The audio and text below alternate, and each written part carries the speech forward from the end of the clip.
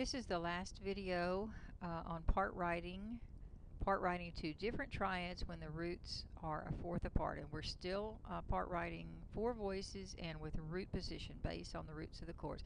I'm going to do similar motion again in this video and then go on to the third procedure.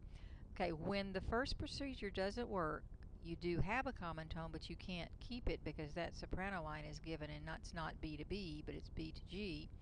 Then let's try similar motion. The upper three voices move in the same direction to the nearest chord tone. I'm going to start this one in close position. I could start in either one. And we will put the F sharp here. We'll put a D sharp in the tenor. And one more time, I get that by taking each of these notes and making that one alto, that one tenor, the very closest one. And I've got good doubling. Okay, if this note goes down to the nearest chord tone, what would that be? The chord is spelled E-G-B, and that would be to the E. If the tenor goes down to the nearest voice, what would that be? It would be to a B. And let's stop and look and see what we've got. Root, root, third, fifth, E, E, G, B. And it works.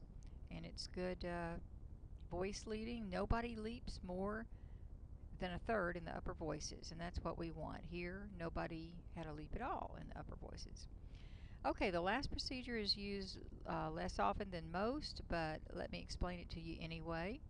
In this one, it says you hold a common tone, and we know what that's going to be. That's the B. Some voice is going to have the B, won't be soprano. And one goes stepwise, and one goes from the third of one chord to the third of another of the second chord. This is the stepwise voice.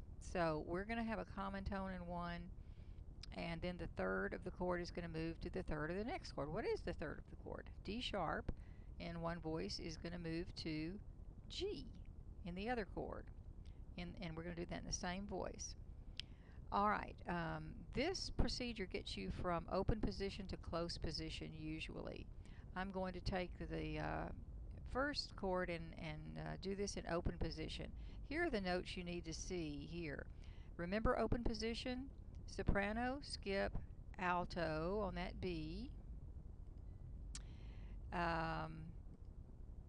And then skip another one and go to the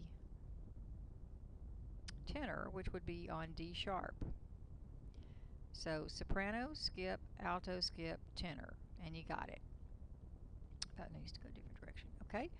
Now we've done the stepwise motion, and we now need a common tone, which is that B. So I'm going to have another B there, and I'm left with one tone. I've got E, E, and B. I need the G. And what's going to happen is this is going to go the interval of a fourth. It's going to go up and not down because that would be a farther distance. So even though it's going to take us ledger lines to do it, we're still going to go up to the G that's missing right there. And what happened was we got from open position to close position. This is the only time right now that the upper three voices will leap a fourth, but it does need to leap a fourth. So once again, we have a common tone. That happened to be in the alto. We have stepwise motion in the soprano, the F sharp to E, and then we went from the third of the first chord, which is D sharp, to the third of the second chord, which is G, and we want to leap a small interval, a fourth instead of a fifth, to do that. Alright, those are your three procedures. Let's see you apply those to homework and know which procedure you're doing. You'll have a row of procedure 1, and then procedure 2, and then procedure 3. I hope it works. Bring in your questions for Monday.